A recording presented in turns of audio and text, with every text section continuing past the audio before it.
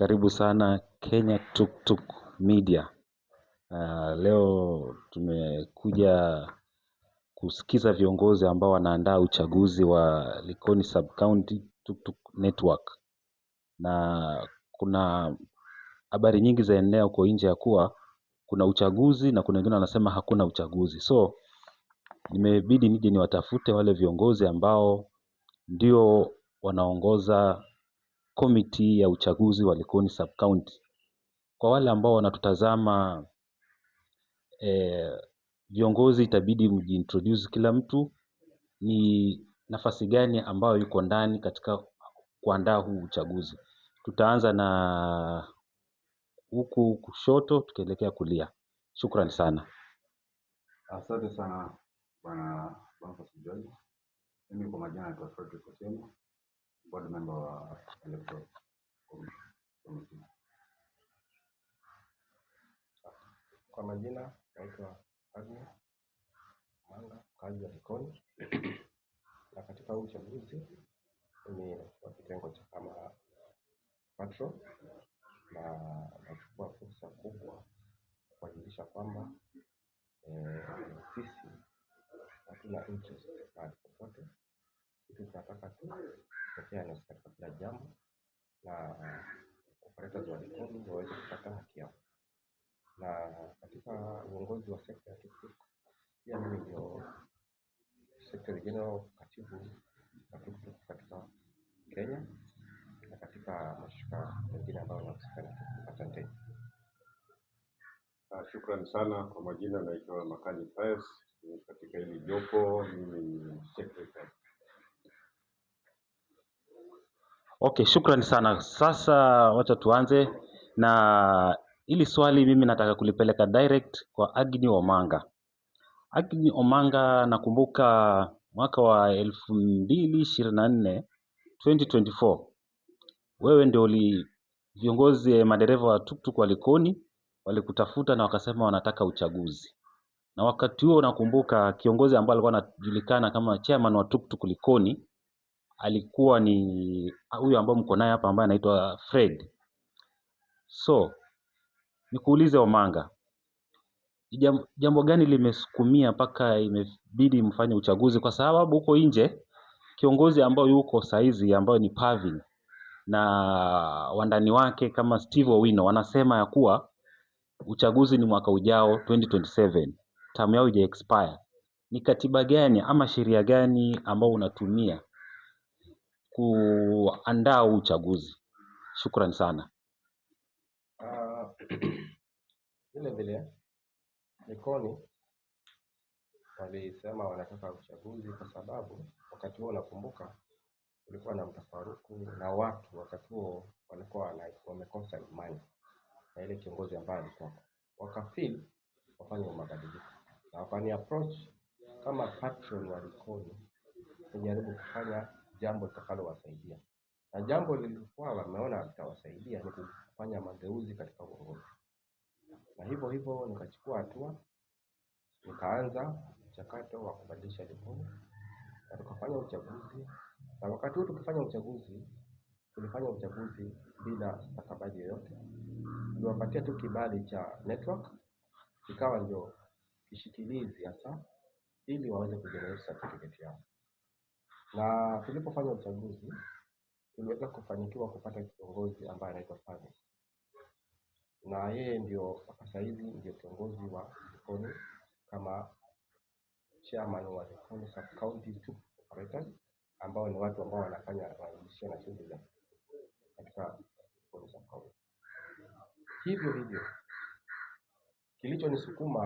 kilichosukuma watu wataka mabadiliko ndicho hicho kinasukuma wana tuktuk wa Likoni waweze kupata mabadiliko, kwa sababu wanaona kwamba ile ofisi haiwawakilishi, haifikii mahitaji ya wana tuktuk Likoni.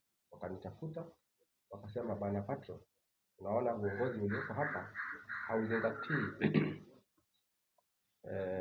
maswala ambayo yalifanya kutumia akaweka ofisini. Ndio nikatafuta, nikasikia kilio chao na nikaanza mchakato wa kufanya mabadiliko na kubadilisha ofisi ya Likoni. Ndio kufikisha wakati huu ambapo tunaelekea katika kufanya uchaguzi tarehe 27 mwezi huu. Asante. Okay, na hili swali nataka kulipeleka kwa Fred. Fred, kuna watu ambao mrengo ule wa Pavin wanasema ya kuwa huu uchaguzi wewe unasukuma kama revenge. Yaani ni kama bado ile hasira yako ya 2024 haijaisha, so wataka umepata nafasi mzuri ya kumaliza hasira zako. Hii ni ukweli ama ni story tu za watu? Asante sana. Okay, mimi haya yote ni maoni ya watu. Mimi kile ninachojua ni kwamba nilikuwa kiongozi, nilikuwa chairman wakati wangu, na vuguvugu ilikuja na ikanitoa katika uongozi, na nilikubali matokeo. Na leo hii sisi vuguvugu wameamua wanataka mabadiliko. So mimi haya yote hizo ni propaganda tu. Mimi hata sihusiki popote. Mimi nimekuja kujitoka katika hiki wangu, kama nimeona madereva wana malalamishi na wanalia, uongozi imewaacha, wanateseka, madereva wanashikwa kiolela olela, na sisi tuko kama masinya, tukaangalia ni vizuri kuangalia wanaweza kusaidika vipi. Na wakati MCA ilipoingilia hili jambo, madereva wenyewe walipeleka malalamishi yao kwa MCA. Kwa hivyo MCA wenyewe ndio waliamua kwamba uchaguzi ufanyike, sio mimi Fred. Kwa hivyo mimi sina ubana Pavin, sina urevenge yote, na mimi sisimami. Kwa hivyo ni hayo tu, mimi sisimami, dereva ndio wanataka mabadiliko. Okay, kuna swali lingine ambalo nimeona katika mitandao. Wanasema Makani, wewe si member. Wanasema wewe si dereva wa tukutuku. Wanasema wewe tu ni mtu ambaye unasukuma uchaguzi tu kwa personal interest zako. Je, wewe ni member ama unapata wapi authority ya kuwa katika mchakato wa kupanga uchaguzi? Shukrani sana. Hayo madai ya mitandao, mimi naona ni story tu naweka pale mtandao. Kwanza mimi ni member wa hii sekta kuanzia 2013. History yangu inaanzia Mombasa town. Tulikuwa katika, mimi ndio mwanzilishi wa Mokotuo Sacco, hiyo na ndugu yangu John na Abdul Suleiman. Na kuanzia pale mimi nimekuwa member, nimekuwa owner, tunaona tuktuk. Hii idea ya Sacco hapa Likoni, Little Sacco, mimi ndio nilivuka na hiyo idea hapa ngambo, nikakutana na ndugu yangu Pavin ambaye ndio chairman saizi, ndugu yangu Fred, Kazee Aditu na Philip Ouma. Wakati chini tukazungumuza, wakamobilize members, tukafanya nini, tukafuata utaratibu wa kuregister Sacco. So mimi ni member na I'm still a member na nitazidi kuwa member mpaka mwisho wa dahari yangu hapa duniani. Na wale ambao wanasema kwamba mimi si member, ukiangalia tu ukiuliza mimi ni nani, hawanijui. Labda leo wakiniona hapa kwenye mtandao ndio watajua kumbe huyu jamaa ndio yule ambaye wanasema si member. Na mimi nauliza, waulize chairman Pavin, Makani ni nani, ataeleza. Sababu uvumi unatoka kwake mwenyewe, ndio unaenea kwa wale watu ambao hawanijui. Mimi nimeenda kotini na Pavin kuhusu mambo ya Little Sacco, na kama singekuwa member huwezi kuhusika katika shughuli ambao wewe sio moja kwa moja muhusika. Anajua records za Little Sacco Likoni, mimi niko nazo, yako nazo, kama ni Fred yako nazo, Kazee yako nazo, Philip yako nazo. So hiyo ni propaganda tu wanaweka pale mtandaoni ile kutafuta njia ya kuona kwamba wanaweza wakaniondoa katika hii sekta. Hii sekta mimi niko ndani na mimi ni mmiliki. Saizi niko na tukutuku mbili, niko na Piaggio na niko na Ringo. Na mimi sio mtu wa kujigamba. Siwezi enda kupanda juu ya roof nianze kutangaza ati mimi ni member, sijui niko na tukutuku, mimi ni driver, ama mimi ni owner. To prove that I'm a member, I have people. Ndugu yangu Patron Omanga hawezi kunihusisha kwa shughuli kama hizi if they really know that mimi sio member wa hii sekta. Hii sekta mimi naijua vizuri sana hata kuliko hao watu wenye wanaandika vitu hapa mitandaoni. So hili jambo mimi nimehusika moja kwa moja kwa sababu hawa ndugu zangu Patron Omanga na Fred wanajua uwezo wangu katika kupanga mipangilio ya maendeleo, sio mipangilio ya fujo. Sekta imeharibika, sekta inahitaji marekebisho. Kumekuwa na utepetefu wa uongozi hapa Likoni sub county katika hii sekta ya so madereva walileta kilio na kile kilio kilisababisha watu waketi chini, watu wazungumuze, na kule kuzungumuza tukatoa ushauri na tukafuata utaratibu. Na mimi naanza kushukuru hawa viongozi ama viongozi wa serikali. Naanza na bwana DCC Vijiweni, Madam ACC Likoni, bwana OCPD Likoni Division, bwana OCS Likoni Police Station, bwana OCS Inuka Police Station, wale ambao tumeshirikiana na wao na ofisi ya MCA Registrar.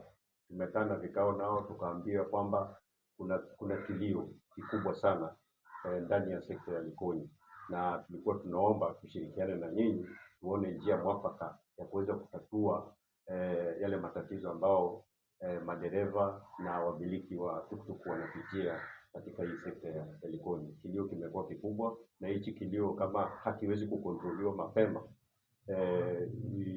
hivi karibuni tunaweza kuwa na ile tofauti inaweza kutuelekeza mahali pabaya, na sisi tunapenda amani. Hususan mimi ni ambassador wa amani, umoja na upendo na ile utengamano wa kitaifa. So jambo likiwa pale linaleta utata, lazima tuingilie katikati, tulete ushauriano na uwiano na tupate njia mwafaka. Na njia mwafaka ni ile uongozi. Uongozi ndio uko na shida, na uongozi ni suluhu, ni uchaguzi ndio utaleta suluhu. Ulimwengu mzima ni uchaguzi unaleta suluhu katika utata wowote ambao uko pale. So kwa hii sekta yetu ndio jambo ambalo sisi kama kamati ya uchaguzi tuliketi chini tukasema wacha tushirikiane na madereva na owners tuone kama tunaweza kupata suluhu kupitia uchaguzi ambao umepangwa tarehe 27. Shukrani sana Mr. Makani, na bila kupoteza wakati, hili swali lazima Omanga alijibu kwa sababu liko na utata sana.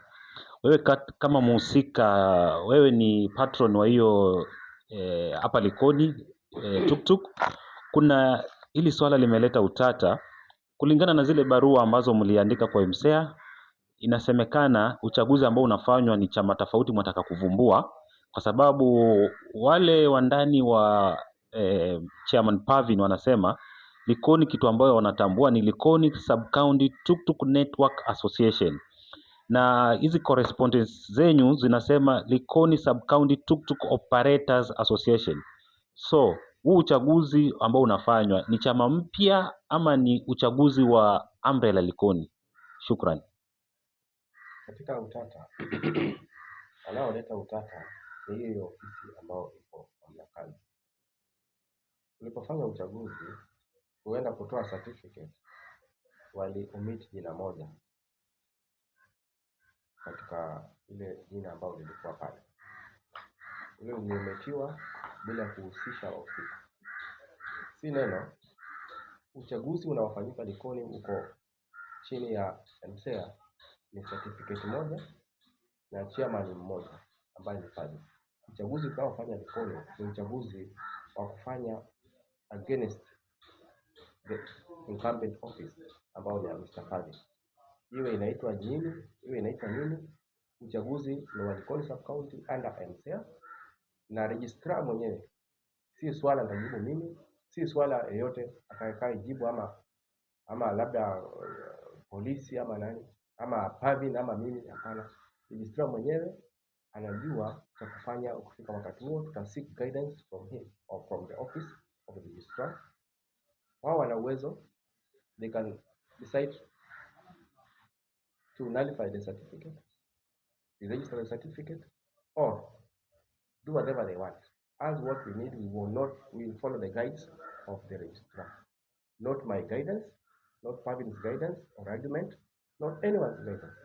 And I think that's a government office enshrined and protected by the law to fulfill its mandate. So they cannot go or do something which is against what their mandate is. So we cannot come here to purport we know more than MCA. Just because I'm the chairman or I'm the patron, I'm whoever. So that's solely mandate entirely depends or squarely lies within the registrar of MCA. And that is their mandate. They have to give us guidance. Ili swali litaenda kwa Mr. Fred.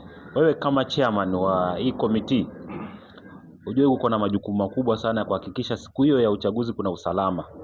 Je, vitengo vya serikali vimepata ujumbe ya kuwa hiyo siku kutakuwa na uchaguzi? Endapo wale ambao wanapinga uchaguzi wataleta fujo, unaweza uhakikishia wale aspirant na wale wapigaji kura kuwa watakuwa na usalama siku hiyo? Na je, wamejulishwa vitengo vya serikali vyote? Mimi kama chairman wa board ya elections na nataka niwahakikishie wanalikoni wote ya kwamba uchaguzi upo na uchaguzi uko tarehe 27 na hii Thursday ijayo, na uchaguzi utafanyika chini ya ulinzi ya serikali kuu ya Kenya, ambapo DCC wetu wa Likoni ako well informed, ACC ako well informed, OCPD wa Likoni ako well informed, OCS wa Likoni ako well informed. Hivi vitengo vyote mpaka Inuka, OCS wa Inuka ako na information ya kwamba uchaguzi utafanyika tarehe 27. Sasa ni majukumu lao kama ofisi ya serikali. Sisi kazi yetu ni kuwajulisha na kuwaalika wapeane ulinzi katika hiyo uchaguzi. Kwa hiyo tunatarajia ya kwamba wao kama kitengo cha serikali ambao wamepewa majukumu ya kupeana ulinzi, na ni kwa sababu hii ni kitu ambacho ni idhini ya MCA ndio imesema uchaguzi ufanyike, sio sisi. MCA waliona kuna tatizo Likoni, kuna grievances, na wakaamua the only thing ya kufanya ni kufanya uchaguzi afresh ili kusudi kuwe na nini, kuwe na uongozi mwafaka. Kwa hiyo mimi nataka kuhakikishia kwamba ulinzi upo, tushaongea na vitengo vyote na tumewalika na tuna imani ya kwamba watakuweko na uchaguzi utafanyika kwa njia ya amani. Kwa hivyo mimi nawasihi muje kwa wingi mshuhudie na mjihusishe na hiyo uchaguzi. Maana uchaguzi na watu wa Likoni wote wanahusishwa. Hakuna chati watu wa Pavin ndio wanaruhusiwa ama ni watu wa Likoni wote. Watu wa Likoni wote wanaalikwa katika hiyo uchaguzi. Mhusike na mparticipate well. Muamue, uchague unataka nani. Kama ni Pavin anataka kurudi tena, kama mkiamua ni Pavin achagulie tena, well and good. Yule mwenye sisi kama board hatuna mtu ambao tuna prefer. Yeyote mwenye anataka uongozi anaruhusiwa kupigania. Kwa hivyo ulinzi uko kutosha. Asante sana. Shukrani sana Mr. Fred, na niko na swali moja kwa Mr. Makani. Katika uchaguzi kuna mambo mingi hufanyika, na nataka nikupe scenario moja na nataka kujua utaihandle vipi hiyo siku. Uchaguzi huenda utafanyika, na ukishafanyika uchaguzi kuna scenario ambayo outgoing office wanaweza kataa kupeana document, hand over bank account, na hata hiyo certificate wanaweza kataa pia kupeana. Na hatua gani ambayo mshaiweka, mikakati gani ambayo mmeweka ya kuhakikisha hiyo siku ikifika hakutakuwa na mgawanyiko, itakuwa ni hand over document kwa ofisi ambayo inaingia? Shukrani sana bwana Mboni. Nafikiri umepata taswira ya shughuli zote hapa, mchakato wote wa uchaguzi hapa Likoni, na huu mchakato umefuata utaratibu, na huu utaratibu ambao sisi tulifuata kuanzia tarehe 9 mwezi wa 6 mpaka mahali tumefika ni utaratibu ambao unaandamana ama unaambatana na sheria za msajili mkuu wa vyama kama hichi chetu kiko hapa Likoni. MCA ni shirika ama ni taasisi ya serikali ambayo imepatiwa mamlaka, authority ya kuregister, kuregulate na kuhakikisha kwamba vile vyama vyote ambavyo vimesajiliwa na ile taasisi vinafuata sheria. Tulipofanya mkutano tarehe 6 mwezi wa 8 hapa Likoni.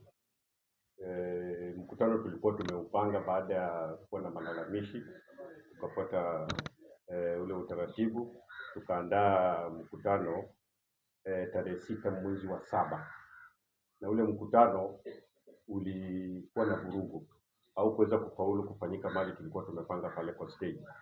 Ilibidi registrar alipokuja tulienda pale kwa ofisi ya OCPD, na tunashukuru sana bwana OCPD Mtungi alitushauri vizuri sana, na registrar alipokuja maswali yalikuwa mepesi sana na majibu yakawa mazito, na ndio akaelekeza mpaka mahali tumefika. Kama vile Mr. Omanga amesema, uchaguzi wa Likoni ulifanyika mara ya kwanza. Uchaguzi wa Likoni Sub-County Food Collectors Association ulifanyika au kufanyika kulingana na sheria za MCEA. Wakaja wakapata kibali na hawakufuata utaratibu na sheria za MCEA. Sasa na wakazidi, umetaja kwamba certificate walipata, hawakufuata utaratibu. Baada ya kupata ile certificate wakafungua account, hawakufuata utaratibu wa MCEA. Maswali kuhusu certificate waliulizwa, mlifanya uchaguzi? Ndio. Swali lililofuatia, je, ofisi ya MCEA ilihusika? Swali lilikuwa la.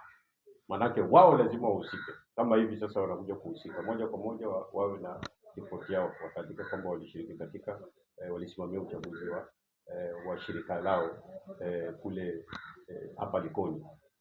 Swali la pili likaja, je, mlipopata certificate mlifanya uchaguzi? La, hawakufanya uchaguzi. Swali la tatu, mlifungua account? Ndio. Nani aliwapa kibali cha kufungua account? Maana wale ndio wenye wanapeana kibali. Hatukupata kibali kwenu, sisi wenyewe tulifinyange zetu tukafungua account. So swali lililofuatia lingine, je, tuko na taarifa zozote kuhusu hichi kikundi katika ofisi yetu, including minutes, list of members na meetings zenye mmekuwa mkifanya, audit report tuko nayo? La, kila kitu ilikuwa ni la. Sasa katika ile recommendation ya registrar baada ya kile kikao, registrar alituambia mbele ya OCPD kwamba the only way ni kulingana na katiba ni kufanya fresh general election. Hiyo ndio itatatua haya mambo yote, because the whole process ilikuwa flawed, haikufuata utaratibu. So lazima wao wenyewe waje washiriki katika kusimamia uchaguzi na wafanye Nitakusomea kipengele kimoja katika ile barua MCEA waliandika tarehe 20 mwezi wa 7 kuhusu huu uchaguzi ambao utafanyika.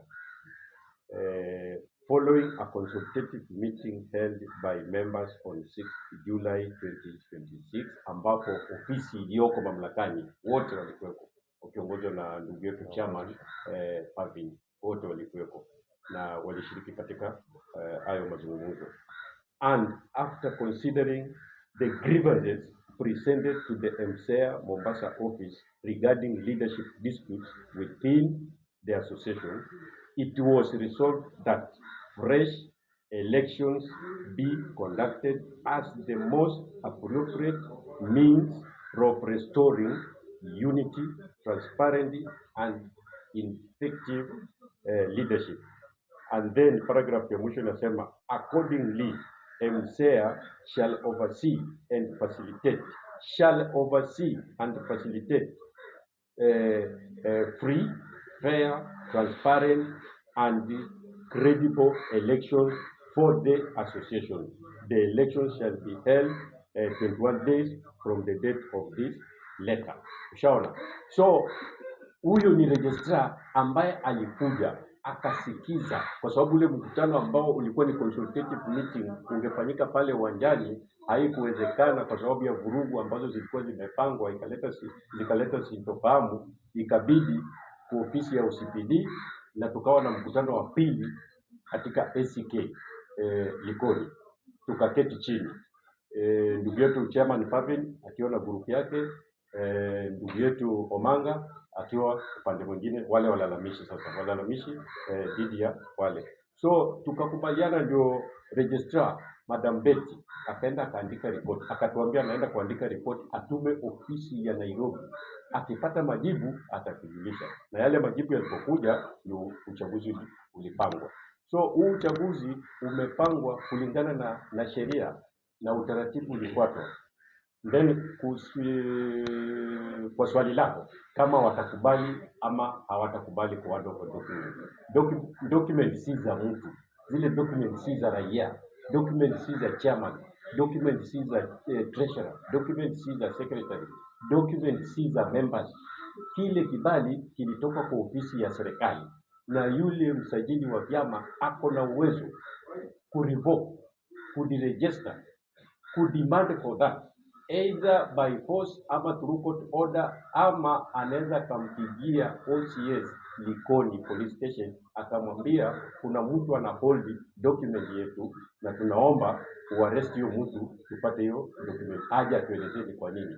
He has no powers. Hakuna mtu ako na power kwa document. That is why even ID imeandikwa jina lako, lakini serikali ikihitaji ile kitambulisho itachukua ile kitambulisho mara moja. Tunaona mfano wakati mmoja ndugu yetu Miguna alijaribu kuleta fujo hapa katika nchi ya Kenya, kupanga fujo katika nchi ya Kenya, na akapatikana kwamba ni mhusika mkubwa na panga mambo dhidi ya serikali, alafu alikuwa na vibali ambavyo havieleweki, yeye ni Mkenya ama ni Mkanada. The first step serikali ilichukua, wanataka vibali vyao, si yake. Yani aliapply kupata kile kibali kwa serikali ikakubali. Sasa serikali inahitaji ndio wajue kwamba which kind of person are they dealing with. Na haya mambo ni madogo sana, na sioni kama ndugu yetu Pavin ni mtu anajua sheria, ni mtu anafuata sheria. Najua atakubali matokeo ya tarehe 27 na vile vibali vyote, barua ataandikiwa hand over kwa the new office ambayo itakuwa imechaguliwa. Kama yeye atashiriki katika uchaguzi, akishika atabaki na hizo document na endeleze sekta bila watu walikuwa wanapendekeza, na kilio ambacho kimekuwepo katika utepetevu wa upande wa uongozi wake, kama atarekebisha ni sawa. Lakini ya habari ya kuwa kwamba certificate atakwamia sijui na nini, hayo ndugu yangu Boni, mimi nakwambia sheria ni kali sana. Sheria hata sio kama msumeno, ni kama kijembe. Ukicheza na sheria itakuumiza vibaya sana. So mimi am sure kulingana na ule utaratibu tumefuata, na hizi stakabadhi zote, hizi ofisi zote za serikali, wale registrar wamekopi relevant offices ambazo zinadili na mambo ya usalama, wamejulishwa kwamba transport sector Likoni wamepanga uchaguzi, na wao wamekubali, wameangalia kila kitu, that qualification, they meet the merit of holding fresh general election katika transport sector in Likoni. So wao watakuja na tunaheshimu na tumejipanga vizuri, vile chairman Fred amesema. Vyombo vya usalama, wanahabari wako na kopi ya barua kutoka kwa MCA kwamba there's intention to hold general elections katika transport in Likoni. So yeyote atakayejaribu kuvunja sheria, walinda usalama watakabiliana naye vilivyo. Sisi tuko pale kama Wakenya wa kupenda amani, tunapenda amani, tunapenda umoja, nataka tuwe hii sekta tuwe kama mandugu. Uko na idea, ako na idea, Pavili ako na idea, Owino ako na idea, na ile timu nyingine yote tunakaa chini kwa meza kama hapa, tuna share those ideas, then tunaona way forward ya kurekebisha mahali tumekosea, na watu owners, drivers, tusiwe na ile tofauti kati yetu na law enforcers, traffic enforcement unit kutoka kwa county government na hivi tufurahie amani ambayo hata Mheshimiwa Rais anaimba usiku na mchana kwamba tuwe na amani, tuwe na umoja, tupendane, na yeyote ambaye anapanga vurugu sheria ziko zitamkabili. Shukran sana Makani, hiyo maelezo yako nadhani yamefika kabisa, yaani umeeleza vile inatakikana. So Omanga nitampatia atupatie kauli ya mwisho, lakini kabla nipatie Omanga kama national leader atupatie kauli ya mwisho, nitarudi kwako Mr. Chairman. Kuna hili swali linaulizwa na nataka uaddress watu ambao wanatazama Kenya mzima, kwa sababu watu wengi Kenya mzima wanafuatilia uchaguzi wa Likoni. Kama chairman wa committee ya election, kuna uchaguzi tarehe 27 ama hakuna uchaguzi? Asante sana Bwana Boni. Nataka watazame hawa waambie. Asante sana, asanteni sana. Mimi kama chairman wa hii board ya hii committee ya election ya Likoni sub county sub elections, ningependa kuwajulisha kwamba uchaguzi upo tarehe 24 tarehe 27 27 Thursday hii ya kesho kutwa tuko na uchaguzi. Kwa hivyo hakuna uchaguzi. Uchaguzi iko na sisi tumefuata sheria zote kulingana na vile sheria inavyotaka. MCA imepeana order ya kwamba uchaguzi ufanyike na imejulisha ofisi ya DCC. DCC is aware, iko document hapa, ameconfirm, amereceive document, iko kwa ofisi yake. Hii OCS Likoni amereceive document ya kwamba uchaguzi upo na wamesema wataprovide security. Kwa hivyo mwenye anafikiria hakuna uchaguzi Likoni anaota. Uchaguzi upo, tutafanya na itakuwa kwa njia ya amani. Mwenye ataleta vurugu, kitengo cha serikali itapambana nayo. Sisi tunajua ya kwamba uchaguzi huko na tunaifanya hiyo siku. Kwa hivyo Wakenya muwe mkijua kwamba uchaguzi huko Likoni na tutajiandaa kwa njia ya amani na itafanyika. Hivyo ndivyo ilivyo. Asanteni. Na voter register kila kitu mshapanga? Voter register tuko nayo. Hata nikitaka tu kupatia kidogo fanuzi, hii ni voter register yetu. Imebeba watu 550 ambao waliregister, madrivers. Kwa hivyo hakuna mchezo hapa. It's a serious game. Na mwenye anafikiria itafanyika, my friend, hii ni register ambayo iko, madereva wameandika, wamesign wenyewe, wameandika details zao zote hapa. Sisi kitu imekuwa point, details ziko, hata DCC aliona na akakubaliana nayo. So wao wajue kwamba uchaguzi upo. Na kama chairman, kuna hatua gani umechukua ambayo kutahakikisha kutakuwa na free and fair uchaguzi? Mimi nimewaambia maaspirants wote, kila mtu afanye kampeni yake, kwa amani. Sisi tutahakikisha kwamba uchaguzi unafanyika kwa njia free and fair election. Tutahakikisha kila mtu kuna huru na ashiriki vizuri. Uchaguzi utafanyika kwa njia ya amani na kila mtu anakaribishwa. Hata Pavin mwenyewe akitaka kugombania cheo chake, sisi tutasimamia na hakuna mtu ataiba kura zake. Hii kitu tutafanywa wazi. Kila mtu atakuwa pale, atahusika na itafanyika mbele ya media. Hata wewe bwana Boniface na kitengo chako cha media tunakualika siku hiyo upeperushe live kila kitu, watu wa Kenya wote waone vile inavyofanyika. Hakuna chawizi pale, hakuna shortcut. Kwa hivyo mtu asitarajia pengine hii timu ya kikosi cha chairman electoral commission itafanya favor kwa mtu. Hakuna favor, ni madereva wenyewe wataamua wanataka kiongozi wao ni nani. Kwa hivyo hivyo ndivyo itakapokuwa. Okay, nataka tufunge hii mjadala kidogo kwa ajili ya wakati, but before tufunge tutaenda moja kwa moja paka kwa Agnes Omanga.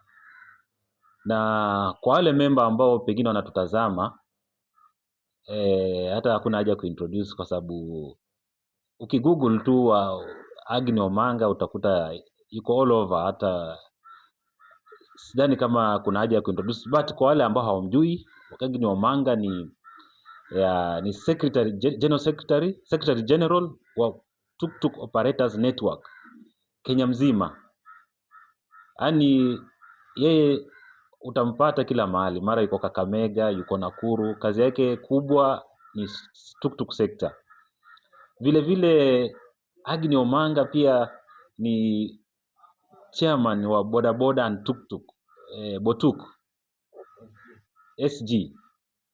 Hiyo ni kitengo cha bodaboda na tuktuk wameungana pamoja. Bodaboda na tuktuk wameungana pamoja wakatengeneza muungano wao ambao lengo lao ni kusaidia wale wahusika, kwa sababu ukiangalia katika sekta ya transport, tuktuk na bodaboda wanakuwa classified kama motorcycle. So tuktuk na bodaboda under Botuk, Agnes Omanga pia ni general secretary. Pia katika sacco inaitwa 23 sacco, yeye ni Coast Region Coordinator.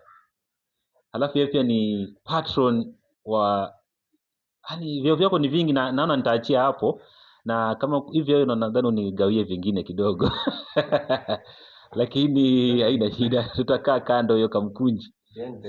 Hiyo ni nyuma ya tendi hapo. So Omanga, nataka ufesi nchi mzima na ufesi au viongozi ambao wanapinga hakuna uchaguzi na wale madereva ambao wanawatazama, nataka wewe wapatie tu ushauri kwa hii hatua ambao umeichukua. Asante sana Bwana Bonte, na nashukuru kwa sababu haijakuwa jambo rahisi kupiga hatua ambayo nimeipiga, kwa sababu mara nyingi mabadiliko yanakuja na upinzani mkali, na hakuna yeyote ambaye anaona mahali amezoea kukaa anaondolewa kakubali kwa urahisi. Ukikumbuka vizuri, nimeshasaidia kaunti kadhaa kuweka uongozi ulioko sehemu kama Nakuru, Homa Bay na kaunti zingine, na hata hapa kwetu Mombasa. Mimi nimehusika pakubwa kwa kujenga na kuweza kuweka uongozi uliotabiwa. Sasa mimi nilikuwa nasema hivi, wakati umefika, wakati ambapo viongozi wanaoongoza na wakaongoza sekta yao kwa ubinafsi, kwa maslahi yao wenyewe. Madereva wameamka, washikadau wameamka, na watu wote ambao wanahusika na sekta ya tuktuk wanataka uwajibikaji. Uwajibikaji umekosa katika sekta zote, katika sehemu zote wa uongozi. Madereva wanataka haki yao, wanataka viongozi ambao wataweza kuwa accountable, wanaweza kuwawakilisha wanavyotaka hawa. Sasa ile dhana imekuwa hapa kwamba kiongozi akishachaguliwa anasema anahakikisha kufika uchaguzi anapambana asiweze kubanduliwa, ama anabadilisha sheria chini chini, anabadilisha majina chini chini ili evidence ya kumuondoa inakuwa ni shida. Haya mambo naomba serikali pia ituangalie.